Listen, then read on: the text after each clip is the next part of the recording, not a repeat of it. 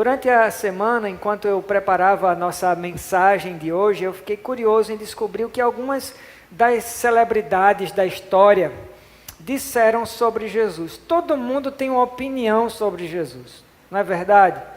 Todo mundo pensa alguma coisa sobre Jesus. Não tem como não pensar nada, não tem como não ter nenhuma opinião sobre Jesus. Todo mundo tem. E eu queria saber o que é que algumas celebridades, gente famosa, fala sobre Jesus. Então, escute algumas das declarações arrepiantes que eu encontrei. Primeiro, Elvis Presley, apelidado de o rei do rock. Ele disse: eu não sou o rei, Jesus Cristo é o rei. Ele foi chamado de o rei, né? Mas ele negava isso, ele não gostava de ser chamado de rei. Ele dizia: Jesus Cristo é o rei. Theodore Roosevelt, ele disse: minha grande alegria e glória em ocupar uma posição exaltada é que eu posso declarar a moralidade prática da Bíblia, a minha nação, e levantar Jesus como esperança e salvador do mundo. Theodore Roosevelt. Fyodor Dostoiévski, grande filósofo, ele disse: a pergunta mais crucial da fé é se o homem, como ser civilizado, é capaz de acreditar na divindade do Filho de Deus, Jesus Cristo, porque nisso repousa toda a nossa fé. Vicente Van Gogh, grande pintor, um dos maiores de todos os tempos, ele disse: é uma ótima coisa que você leia a Bíblia. A Bíblia é Jesus, porque o Velho Testamento leva ao ponto culminante, Jesus. Somente Jesus se afirmou como a principal certeza, a vida eterna, a infinitude do tempo, a insignificância da morte e a razão da serenidade e da devoção. Napoleão Bonaparte disse: eu conheço os homens, eu conheço muitos homens, e eu lhes afirmo que Jesus Cristo não é um homem. Ele é um ser que verdadeiramente existe por si próprio. Quanto mais eu me aproximo, quanto mais cuidadosamente eu examino, e eis que tudo está acima de mim, tudo permanece impotente, tendo um esplendor avassalador. A supremacia de Jesus. Esse é o tema da mensagem de Deus para você e para mim nesta noite. A cada minuto, durante todos os minutos dessa mensagem, eu quero celebrar a supremacia do nosso Salvador. Eu quero convidar você para abrir a sua Bíblia comigo, na carta de Paulo aos Colossenses. Nós vamos dar sequência na nossa série de mensagens em Colossenses. Estamos ainda no capítulo 1. Eu vou ler a partir da versão ARA, tá? Ao meio da revista atualizada. Vamos ler apenas dois versos, o verso 16 e o verso 17. Versos 16 e verso 17. Se você não tem uma Bíblia, eu acho que o pessoal da mídia vai conseguir jogar no telão, a versão ARA. Quem achou diz amém? Escute com o coração que diz a santa e santificadora palavra de Deus. Pois nele foram criadas todas as coisas, nos céus e sobre a terra, as visíveis e as invisíveis, sejam tronos, sejam soberanias, quer principados, quer potestades, tudo foi criado por meio dele e para ele. Ele é antes de todas as coisas e nele tudo subsiste. Eu quero convidar vocês para lerem comigo somente o verso 17 aqui do telão. Pode desviar os seus olhos da sua Bíblia para a gente poder ler em uníssono, tá bom? Verso 17, gente. No 3, 1, 2, 3. E nele, e todas as coisas subsistem por ele, Jesus. No texto que a gente acabou de ler, Paulo resume uma das verdades mais essenciais e poderosas da fé cristã. Eu vou declarar para você em 7 palavras. Jesus é Criador, o Criador é Deus. Eu vou repetir, Jesus é Criador, o Criador é Deus. O tema principal da carta de Paulo aos Colossenses é a supremacia de Jesus. E aqui no nosso texto, Paulo dá para a gente 2 razões porque a gente pode viver em segurança nessa supremacia. A primeira razão é porque Jesus é maior que toda a criação. Esse é o nosso primeiro ponto também, vai aparecer aqui no telão. Jesus é maior que toda a criação. Vamos repetir comigo? Jesus é maior que toda a criação. Perceba que o começo do verso 16 diz assim: pois nele foram criadas todas as coisas. A própria lógica escancara para a gente o fato de que aquele que cria é sempre maior do que a criatura.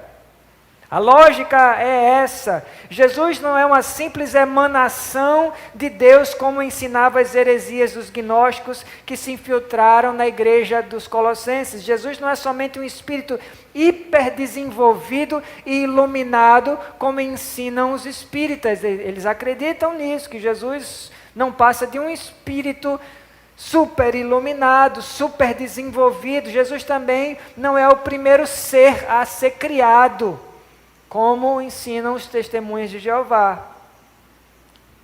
Quando Paulo declara na primeira parte do verso 17 que Jesus é antes de todas as coisas, e na segunda parte do verso 15 que Jesus é o primogênito da criação, Paulo não está falando de ordem cronológica, não. Não se trata de ordem cronológica, quem nasceu primeiro, mas sim de ordem hierárquica, quem é o maior. Isso fica claro tanto pelo contexto que vai do verso 15 ao 19, quanto pela própria palavra grega para primogênito, protokos, que quando é referente a Jesus sempre significa primeiro em proeminência. Fale para a pessoa aí da sua direita: primeiro em proeminência. Nunca é primeiro em ordem de nascimento. Jesus não é o primeiro em ordem de nascimento, porque ele nunca nasceu. Jesus é eterno, ele sempre existiu. Jesus é antes de todas as coisas, tanto em tempo quanto em importância. Jesus não foi criado, gente, ele é criador. Ele não teve origem, ele é a origem de todas as coisas. Foi ele quem lançou os alicerces da terra, foi ele quem desenrolou o espaço como um lençol hiper extenso, e ele lançou todas as estrelas neste lençol. E mesmo que, como conjecturam os astrônomos, que existam por volta de 6 trilhões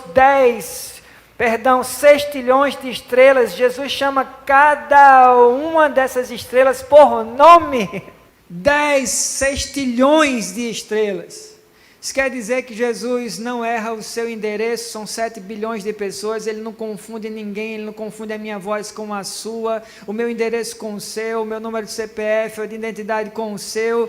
Nenhuma das demandas fica misturada na mente de Jesus. Antes de tudo começar, Jesus existia eternamente em comunhão perfeita e amorosa com o Pai e com o Espírito Santo. Jesus é eterno e Pai da eternidade, de eternidade a eternidade, Ele é Deus.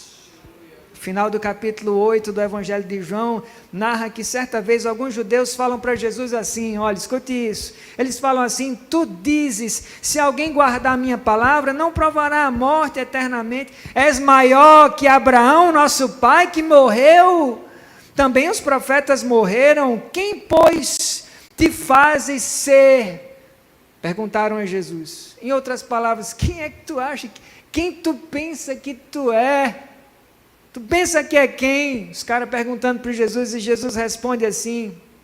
Jesus ainda tinha paciência para responder esse tipo de pergunta, gente. Olha a resposta de Jesus. Ele diz: Abraão, vosso pai, alegrou-se por ver o meu dia, viu-se e regozijou-se. Os judeus, confusos com a resposta de Jesus, coçam a cabeça e eles retrucam assim: ainda não tem 50 anos, tu é um cara de 30 e poucos anos, não tem nem 50 anos e já está dizendo que vistes Abraão.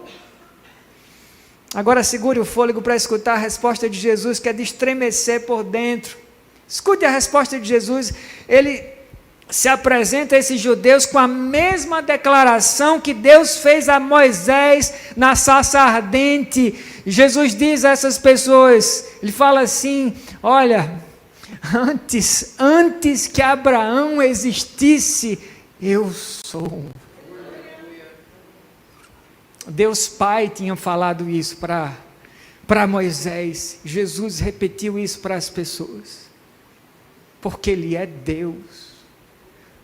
Ele é Deus. Na segunda parte do verso 16, a expressão por meio dele descreve Jesus como o agente e instrumento imediato da criação. Jesus é o agente do poder criador de Deus. O apóstolo João diz isso de um jeito que faz a gente suspirar de emoção. Em João 1, do 1 ao 3, um dos meus versículos favoritos, talvez o de alguém aqui também. Redobre sua atenção para ouvir isso. João 1, do 1 ao 3, diz assim: no princípio era o Verbo, e o Verbo era Deus, Ele estava no princípio com Deus, todas as coisas foram feitas por intermédio dEle, sem Ele, nada do que foi feito se fez, nada.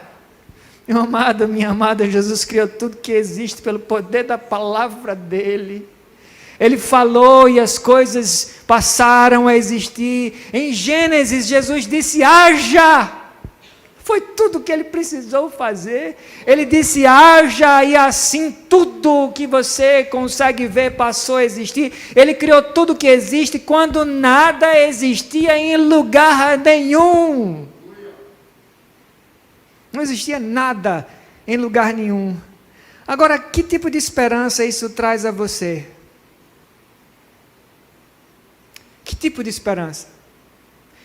Eu vou dizer, isso significa que no momento que todas as opções da medicina e da ciência e da psicologia se esgotarem, e você precisar de uma solução ou da medicina ou da psicologia ou de qualquer ciência, quando tudo isso se esgotar, e ainda que nem mesmo existisse essas ciências, você tem um Jesus com poder de declarar na sua vida, hoje mesmo, se Ele quiser, Jesus pode declarar na sua vida assim: solução, passe a existir. Aleluia.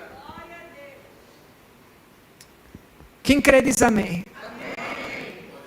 Você crê que esse problema aí, para o qual você mesmo declarou que não tem jeito, Jesus pode criar um jeito que não existe?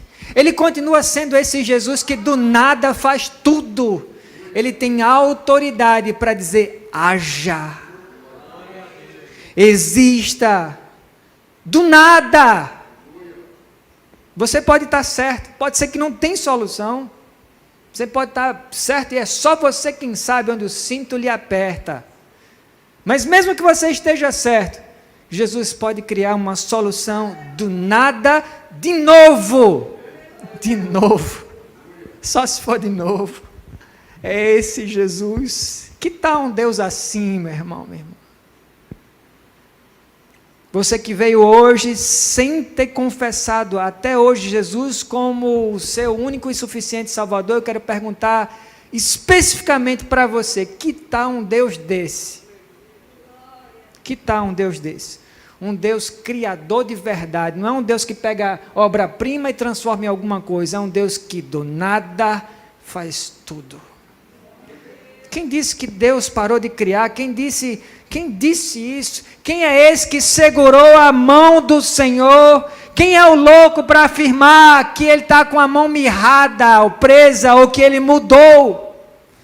O próprio Deus pergunta na palavra, o próprio Deus afirma na palavra dele que diz o louco no seu coração, não a Deus. É disso que Deus chama o ateu, de louco. Deus adjetiva o ateu e ele diz que o ateu é louco. Somente um louco pode dizer no seu coração não a Deus. Somente um louco pode dizer que Deus mudou, ou a mão dele está presa. Quem disse que ele não pode continuar a criar o que não existe por amor aos filhos dele e pela glória do nome dele? Se ele quiser fazer isso por você nesta noite, ou amanhã, ou depois de amanhã, ele faz isso por amor a você, mas também para o louvor da glória dele. Porque quando ele cria alguma coisa do nada e faz passar a existir, não tem como você dar glória a qualquer outra pessoa. Você vai ter a certeza nítida que tem que ter sido Deus, já que não há uma outra solução cabível. Mas Jesus não é somente o agente da criação, ele também é o alvo da criação. Paulo conclui isso no verso 16, dizendo assim, tudo foi criado para ele. A expressão grega eis auton, para ele, evidencia que Jesus é o motivo da criação. O universo foi criado para Jesus, meu irmão. Para Jesus. A grande pergunta dos filósofos e cientistas ao longo das eras: qual o propósito do universo? Os filósofos vão perguntando isso, era após era, tempo após tempo. Qual o propósito do universo? Essa pergunta encontra a sua resposta nas palavras de Paulo. O universo tem um grande propósito, e o propósito do universo é render a Jesus todo louvor e toda glória. Repare ainda no verso 16 que Paulo usa 3 preposições para mostrar que a supremacia de Jesus é sobre a criação, sobre toda a criação. Nele é a primeira palavra, outra por meio dele, mais uma para ele, essas 3 palavras. Os antigos filósofos gregos achavam que todas as coisas precisavam de uma causa primária, de uma causa instrumental e de uma causa final. A causa primária é o plano, a causa instrumental é o poder e a causa final é o alvo. Quando a gente olha para a criação, a gente vê que Jesus é a causa primária. Foi Jesus quem planejou. Ele é também a causa instrumental, foi Ele que realizou. Ele é também a causa final, foi Ele quem fez para a própria glória dEle. Desde os bilhões de sóis que compõem as galáxias espalhadas no universo, até os micro-organismos que não podem ser vistos ao olho nu por mim e por você, como os seres retratados no desenho Orton e o Mundo dos Ken. Quem assistiu esse desenho? Orton e o Mundo dos Ken. Se você não assistiu, eu recomendo que você assista. Muito interessante esse desenho. Aqueles seres microscópicos lá, todos eles rendem glória ao Criador. Diante dele, todo joelho deve se dobrar no céu, na terra e debaixo da terra, e confessar que Jesus é o Senhor e Criador para a glória de Deus Pai. Conta-se que certa vez um grande maestro, ele estava conduzindo uma orquestra com centenas de vozes e instrumentos musicais. Levante sua mão se você já foi numa orquestra. Quem já foi? Quem não foi ainda, meu amigo, sabe quando o Roberto Carlos diz assim, são tantas emoções? Uma orquestra mexe com a gente valendo. Você quer experimentar emoções assim, 1000, vá numa orquestra, uma coisa de louco, é muito bom mesmo, a sensação que você experimenta numa orquestra. Então, estava esse maestro aqui conduzindo uma orquestra de centenas de vozes, instrumentos musicais. Quando o coro cantava, todos os pulmões, o glorioso piano de cauda lá se expandia, o tambor ribombava, as cornetas e os símbolos soavam. O homem que tocava o flautim, que estava bem escondido entre os músicos, disse para si mesmo, o flautim, olha o que é que o flautim disse. Ele olhou, ele estava tocando, olhou para um lado, olhou para o outro, olhou para frente, aquela multidão, centenas de instrumentos e de pessoas, e ele pensou assim, ele pensou alto, né? Ele disse, entre todos esses sons e ruído, não tem importância nenhuma o que eu toco. Qual a diferença que eu faço? Eu estou perdido nessa multidão de tanto barulho aqui. A próxima coisa que ele fez foi, parou de tocar o flautim, colocou no colo, abaixou a cabeça e não falou mais nada. Ficou lá frustrado, de cabeça baixa. Não demorou muito até que o maestro erguesse a batuta, em sinal de silêncio, mandando toda a orquestra parar, e de repente, quando o silêncio tomou o teatro de um jeito que era possível ouvir até uma agulha se caísse no chão, o maestro pergunta, escute a pergunta do maestro, o que aconteceu com o flautim? Como é que o cara percebe? Como é que ele percebeu? O que aconteceu com o meu flautim? O maestro tinha percebido que nem todo mundo estava tocando e que faltava alguma coisa. Meu amado, minha amada, Jesus criou tudo o que existe para o louvor da glória dele, sim ou não? E nessa grande orquestra da vida em que Jesus é o maestro, não importa qual o seu lugar, você é importante, você não passa desapercebido nem no olhar, nem no ouvido aguçado do nosso maestro. Você que hoje se perguntou esses dias, ou vem se perguntando, quem sou eu mesmo, Deus, na fila do pão? Estou vendo muito propósito na minha vida não, já faz tempo, Jesus. É para você que Jesus diz nessa noite, que é que aconteceu com você, meu flautinho? Eu te percebo, você não consegue se esconder de mim, o que você faz é muito importante. E se você parar, a minha orquestra fica incompleta. Isso não é Jesus dizendo que precisa de você. É Jesus dizendo que lhe ama. E que Ele quer você tocando porque Ele lhe ama. Não é importante pelo que você faz, porque você faz tanta falta pelo que você faz. Você faz falta por quem você é. Por quem Deus escolheu você para ser nele. E nele você tem todo o valor que é necessário. Você pode estar bem escondido entre as outras centenas de pessoas e instrumentos da orquestra, mas não tenha dúvida, Jesus busca a sua adoração. E a grande música do universo vai se tornar mais rica e mais doce aos ouvidos de Jesus, se você render glória e adoração e louvor a Ele. Segunda razão, porque você pode viver em segurança na supremacia de Jesus. Segunda e última razão, vai aparecer aqui no telão. Segunda e última razão, porque você pode descansar, repousar na supremacia de Jesus. Jesus sustenta todas as coisas. Sustenta tudo. Na última parte do verso, Paulo cita no verso 17, ele declara uma das afirmações que mais nos inspira segurança em toda a Bíblia. Escute o que ele diz, nele, em Jesus, tudo subsiste. A palavra grega traduzida aqui como subsiste é sunesteken, também tem um significado de manter, de sustentar. Eu vou repetir, manter, sustentar. A versão NVT traduz essa parte do verso 17 como eu prefiro do que a ARA, a tradução do verso 17. Escute como a NVT, se você tem NVT, está assim na sua Bíblia. Diz assim, Ele mantém tudo em harmonia. Ele é sincrônico e harmônico, perfeitamente sincrônico, perfeitamente harmônico. Jesus mantém tudo em harmonia.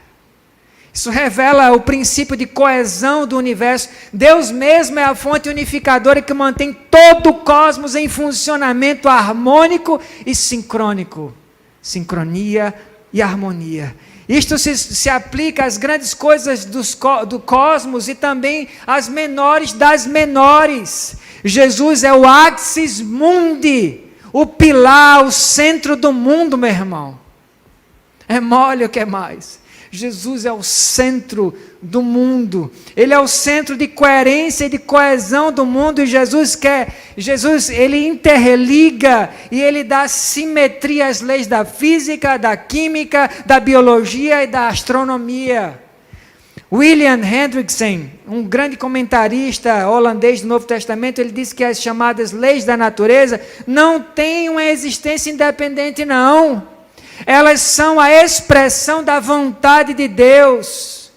E só é possível falar de leis porque Deus se deleita na ordem e não na confusão. Nosso Deus é um Deus de ordem, não de confusão, por isso que Ele criou as leis. Leis organizadas, leis sincrônicas, leis ordeiras, leis harmônicas. É interessante que a ciência se orgulha de achar que tem uma explicação para tudo, não é isso? A ciência se arvora, se orgulha de achar que tem uma explicação para tudo que existe, mas tem coisas que, por mais que os cientistas eles discutam e fritem os miolos de tanto pensar, eles simplesmente não conseguem chegar a nenhuma conclusão convincente. Vocês já perceberam?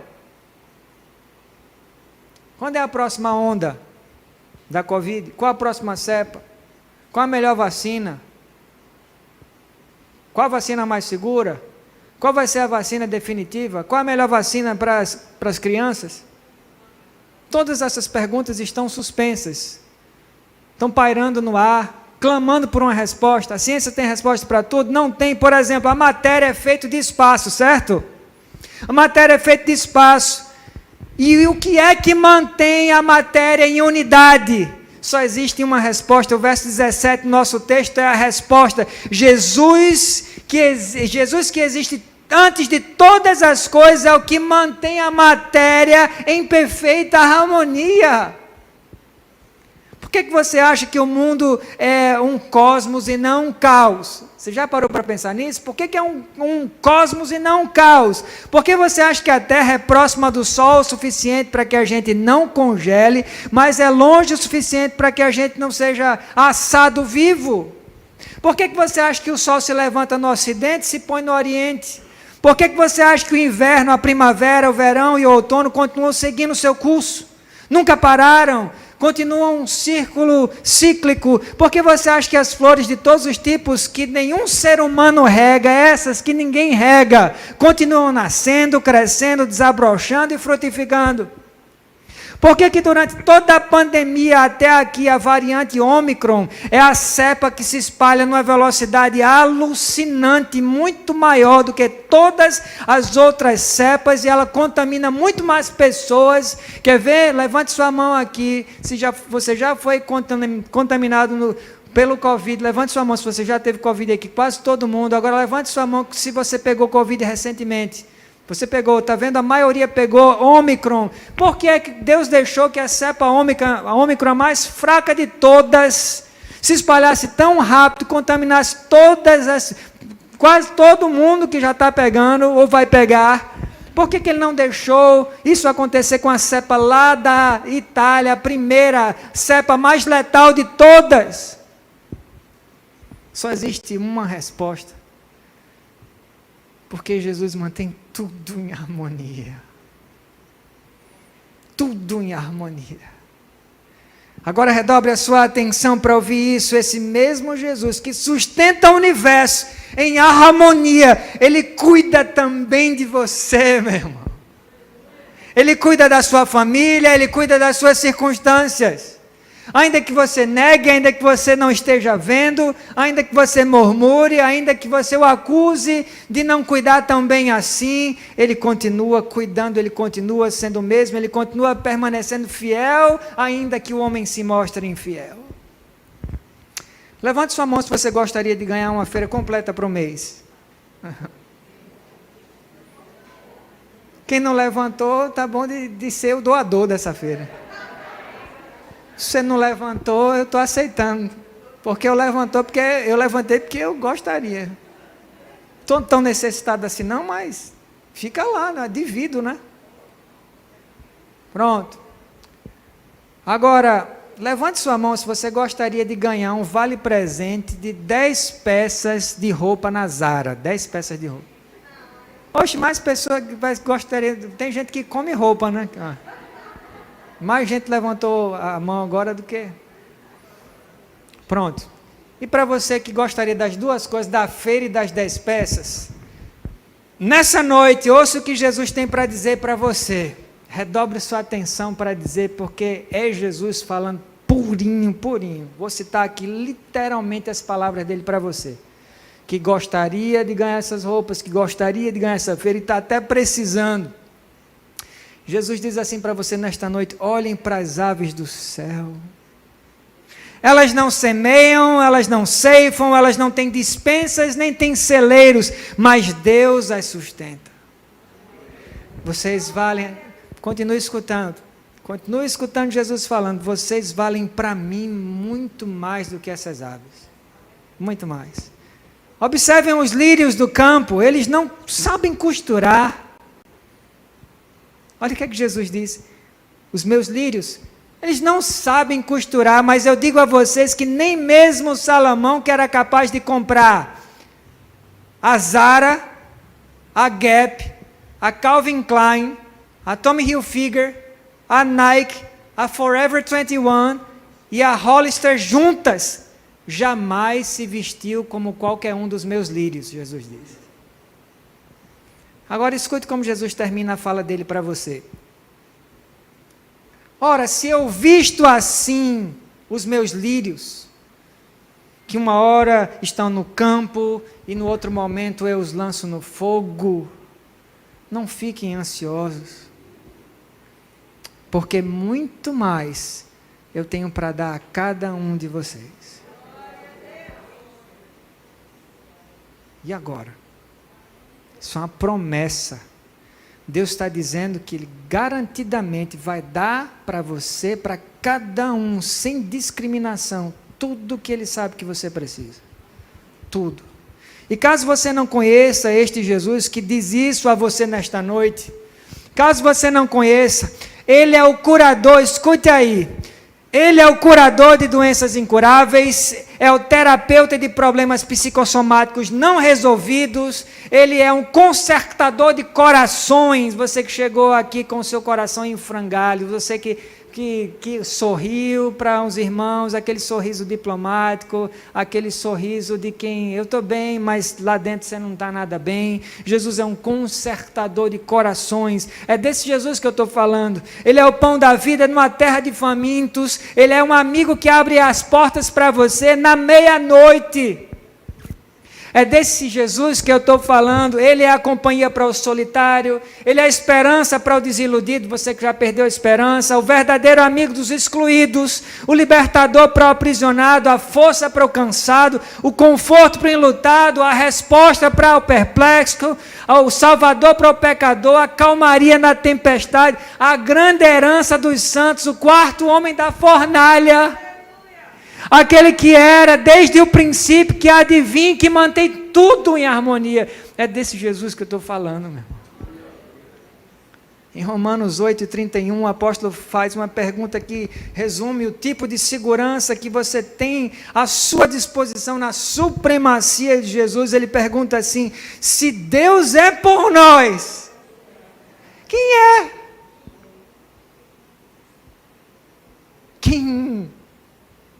Quem nomeia alguém? Repare que a pergunta de Paulo, isso é interessante, esses dias eu estava pensando nisso, repare que a pergunta de Paulo não é simplesmente, quem será contra nós? Você já percebeu, lendo esse texto, que a pergunta de Paulo não é só quem será contra nós? Você poderia responder essa pergunta muito fácil, quem é contra você? Aí você vai dizer, a doença, pastor. É a inflação, é a desilusão, é a corrupção, é a exaustão emocional. O inesperado confronta a gente e os medos aprisionam a gente. Se a pergunta de Paulo fosse, quem será contra nós? Bastava a gente fazer uma lista dos nossos inimigos, talvez você tenha muitos. A bronca é combater todos esses inimigos, porque tem muitos desses inimigos que são mais fortes do que a gente. Sim ou não? Tem alguns desses inimigos que você já vem tentando enfrentar faz um tempão, você não consegue vencer nem a pau, porque você chegou à dura conclusão de que eles são mais fortes do que você. Mas a pergunta não é essa, a pergunta é, se Deus é por nós, quem será contra nós? Essa é a pergunta, meu amado e minha amada. Deus é por você. Você pode ter sido bloqueado por quem você menos esperava no Zap, nas mídias sociais. Você pode ter sido esquecido por quem você mais fez. Você fez tanto por essa pessoa simplesmente lhe esqueceu, lhe escanteou. Seu patrão pode ter injustiçado você, seus familiares podem ter vergonha de você, as oportunidades podem ter fechado a porta na sua cara, e a vida pode ter dado algumas rasteiras ruins em você, mas eu quero dizer para você nesta noite, ao alcance das suas orações está aquele que mantém tudo em ordem. Deus é por você. Deus não é aquele que pode ser, Deus não é aquele que foi, Deus não é aquele que seria. Deus é por você. E Deus tem mais, Deus é por você hoje. Hoje. Ele é por você nesse exato momento, nesse minuto, enquanto você está me ouvindo, Deus está sendo por você agora. Não é preciso esperar na fila para ver se Ele pode receber você no próximo domingo, quando você voltar. Você não precisa esperar na fila. Ele está com você agora. Ele não poderia estar mais perto de você do que nesse exato segundo. É Ele que mantém a harmonia e vai sustentar também o seu mundo interior. E caso você se pergunte, mas o que é que eu faço, pastor? O que é que eu faço se as coisas piorarem amanhã? E se as coisas piorarem consideravelmente amanhã? Horrendamente, assustadoramente, o que é que eu faço com o imponderável, pastor? Porque, sabe, pastor, nesse momento aqui parece que eu estou vivendo um pedacinho do céu, parece até que nem é de verdade, parece que eu estou no mundo de Matrix nesse momento, pastor.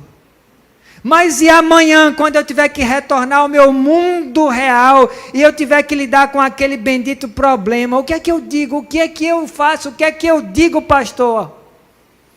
Nesse caso, a mesma afirmação que Deus fez a Moisés, quando Moisés precisou encarar o faraó, Ele faz também a você nessa noite. Ele diz assim, você vai dizer ao seu problema, o eu sou me enviou. O grande eu sou está comigo, e por isso eu não temerei. É isso que você vai dizer. Só que caso você não lembre bem da história, quando Moisés falou com o faraó, as coisas primeiro pioraram, ainda mais para o povo de Deus, para depois melhorarem. Interessante isso. As coisas não melhoraram assim não, elas primeiro pioraram e depois melhoraram. Quando o faraó ouve Moisés dizer que Deus mandou o faraó libertar o povo de Israel do cativeiro, o faraó responde a Moisés, soltando fumaça pelas ventas, eu imagino, ele diz assim, quem é esse Deus para que eu obedeça e deixe Israel sair? Quem esse Deus pensa que é? E tem mais, por causa dessa conversa mole, essa conversa fiada de você aí, de Arão, vocês interrompendo o povo de fazer as tarefas, eu não vou mais nem fornecer palha ao povo para fazer tijolos. Agora, eles é que se virem para juntar a própria palha. E por uns tempos, o que estava bem ruim, ficou pior. Nisso, para o bom entendedor, meia palavra basta. É possível que as coisas fiquem pior amanhã. E é possível que as coisas fiquem bem piores amanhã. Meu amado, minha amada, por mais estranho e doloroso que possa parecer, às vezes, escute isso com muita atenção, Deus também sustenta você, permitindo que as coisas fiquem por um tempo piores, porque Ele tem um plano soberano, bom e perfeito e agradável para você no fim. Um plano que coopera para o seu bem. Algum tempo atrás, os jornais publicaram uma história, isso é uma história verídica, de um garotinho de 4 anos, que nasceu quase completamente surdo. Ele não ouvia os passarinhos cantar, ele não ouvia a voz da própria mãe, e nem conseguia aprender a falar. Ele era quase que completamente surdo. Um dia ele correu para a rua, e não ouviu a buzina de um carro que vinha chutado e buzinando alucinantemente. Ele não escutou. E apesar do motorista enterrar o pé no freio, não deu para desviar do garoto e a pancada foi inevitável. O garoto foi arrastado uns 15 metros na pista da paulada. Ele teve as costelas partidas, e a cabeça ficou tão machucada que ele teve que se submeter a uma cirurgia delicada e de emergência que durou 4 horas. Triste demais, não é mesmo, gente? Triste demais. Você que é pai, você que é mãe, provavelmente você engoliu seco, se colocando no lugar do pai e da mãe desse garoto. Os pais com certeza se perguntaram por que, meu Deus, tinha que acontecer isso com o nosso filho que já tinha um calvário tão grande. Será que é pouco o sofrimento desse garoto para ele ter que passar ainda por mais esse martírio? Mas a história não termina por aqui. Quando o menino se recuperou da cirurgia, descobriu-se que ele começou a ouvir. Com o tempo, ele não só começou a ouvir, mas também aprendeu a falar. Anos depois, quando perguntada sobre o acidente, a mãe do garoto diz assim: aquele acidente foi a melhor coisa que aconteceu com meu filho. A melhor coisa. Jesus tem as formas mais misteriosas de cuidar dos filhos do que a gente conseguiria imaginar, meu irmão. Jesus cuida de um jeito de mim, de você, que vamos admitir, vamos combinar, é dolorido às vezes, não é não? É dolorido, é sofrido, mas o fim é parecido com esse aqui. O fim é bom, perfeito e agradável. É certo que nem sempre a gente consegue ver o trabalhar claro de Jesus, trabalhar dele nas nossas circunstâncias, mas eu quero dizer para você que ele mantém tudo em harmonia, disso você pode estar certo. Mesmo que você não consiga entender isso que ele está fazendo, está permitindo você passar, e eu quero fechar a nossa mensagem com uma promessa de Deus para você, pela boca do profeta Isaías, em Isaías 41:10, e é de estremecer por dentro. Isaías 41:10, você pode abrir comigo lá, e esse é um dos versículos que eu espero que você rumine em casa, revisite, escute as palavras de Deus ecoando aí no seu coração durante toda a semana e quem sabe pelo resto da sua vida. Marque esse versículo, leia para você mesmo esse versículo e ouça esse versículo agora. Você que anda preocupado com as contas a pagar, com os pensamentos que você não consegue dominar, com a sua saúde, com o destino da sua família, com o seu futuro. A você que sofre de ansiedade crônica, está aqui nessa noite, essa promessa é para você. Então prepare o seu coração para escutar isso. Deus diz assim para você nesta noite. E aqui eu fecho a nossa mensagem. Ele diz: filho, filha, não temas. Não temas. Eu sou contigo. Não te assombres, porque eu sou o teu Deus. Eu te fortaleço, eu te ajudo e eu te sustento com a minha destra fiel. Jesus, meu amado, minha amada, mantém tudo em perfeita harmonia.